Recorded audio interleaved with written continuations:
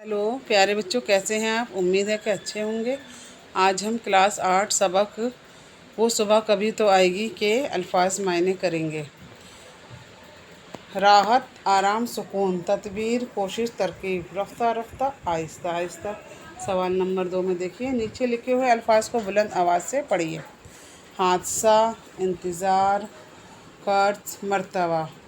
गौर कीजिए, ये आपको भोपाल में जो गैस का जो हादसा हुआ था उसके बारे में दिया गया है। देखिए, 1984 की सर्दियों में मध्य प्रदेश के शहर भोपाल में गैस का एक बहुत बड़ा सानिया रहनुमा हुआ था, यानी कि बहुत बड़ा हादसा हुआ था। इस साने की जिम्मेदारी यूनियन कार्बोहाइड नामी एक गैर मुल्की कंपनी पर आयद हुई थी।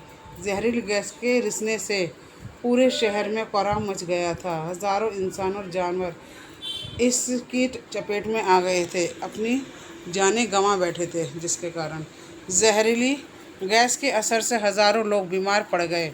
ये बीमारी एक नस्ल से दूसरी नस्ल में मुंतकिल होती चली गई, मतलब एक नस्ल से दूसरी नस्ल में चली गई। आज भी इस साने के शिकार बहुत से अफराद, यानी कि बहुत से लोग ज़िंदगी और मौत की कशमकश में मुब्तला दिखाई देते हैं। यानी कि आज भी जो है इसका असर दिखाई देता है और अपने हक़ की मांग कर रहे हैं। इनकी दवा और इलाज का जो एहतमाम किया जाता है अब तक नहीं हो सका। इस मसले ने एक लंबे कानूनी झगड़े की हैसियत इख्तियार कर ली है, जिसका फ़ैसला होना अभी बाकी है।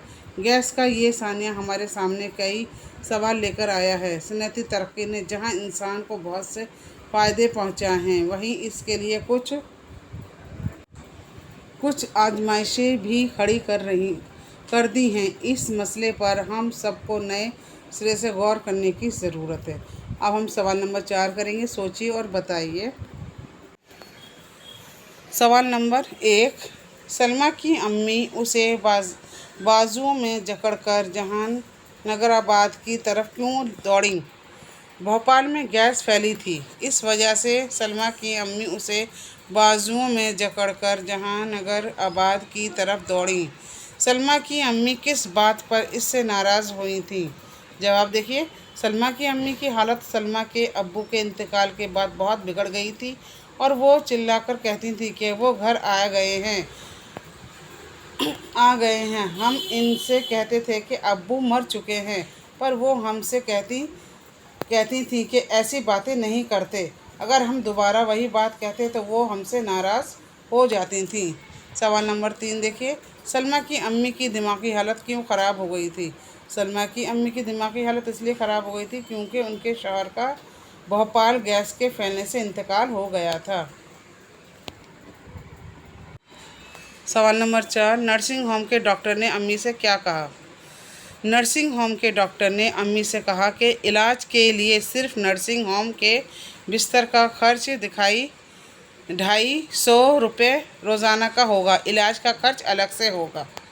सवाल नंबर 5, सलमा ने ऐसा क्यों कहा कि मैं अब जीना चाहती हूँ? जवाब देखिए, सलमा ने ऐसा इसलिए कहा क्योंकि अब वो आयुर्वेद की दवाएं इस्तेमाल कर रही है, जिसके खाने से उसे काफ़ी आराम है। अब उसे पहली बार महसूस हो रहा था कि वो अब ठीक हो सकती है। अब वो बहुत खुश रहती है, इसलिए वो अब जीना चाहती है। सवाल नंबर 5 देखिए, खाली जगहों को मुनासिब अल्फाज से भरिए। पहला अल्फाज, पैसे, काम, सूझ, जीना और छाले। पहला है, मेरा गला और आंखें डैश जाती हैं। क्या जाती हैं? सूझ जाती हैं। उन्हें दूसरों का भी क्या करना पड़ता था? काम करना पड़ता था। तीसरा है, हमारे पास इतने डैश नहीं है। क्या नहीं है हमारे पास? पैसे। हमारे पास इतने पैसे नहीं हैं। मेरे पाँव के डैश सूख रहे थे। क्या सूख रहे थे? छाले। मैं अब क्या चाहती हूँ? जीना चाहती हूँ। नीचे दिए गए लफ्ज़ों को जुमले में इस्तेमाल कीजिए। बीमारी, मेरी बहन जो है बीमारी में मुब्तला है। दूसरा है आराम, हमें स्कूल से आने के बाद थोड़ा आराम करना चाहिए। छाले, सलमा के पैर में बीमारी के कारण छाले पड़ जाते थे। हादसा, 1994 में भोपाल गैस का हादसा सामने आया था। इलाज, हर बीमारी का इलाज डॉक्टर अच्छे से करते हैं। सूजन, मेरे पैर में चोट लगने की वजह से सूजन आ गई है। सवाल नंबर 7, इस सबक में लफ्ज़ रफ्ता रफ्ता इस्तेमाल हुआ है। किसी बात में ज़ोर पैदा करने के लिए जुमले में लफ्ज़ को दोबारा इस्तेमाल किया जाता है। इन जुमलों पर गौर कीजिए और ऐसे 3 जुमले बनाइए। शाम होते होते घोंसला तैयार हो गया। चलते चलते वो थक गया। थोड़े थोड़े वक्फे से वो हमें देखता रहा। ज़रा ज़रा सी बात पर रूठ जाता है। थैंक यू बच्चों। आपको अगर ये वीडियो पसंद आएगा तो इसे लाइक और शेयर करना ना भूलें। शुक्रिया।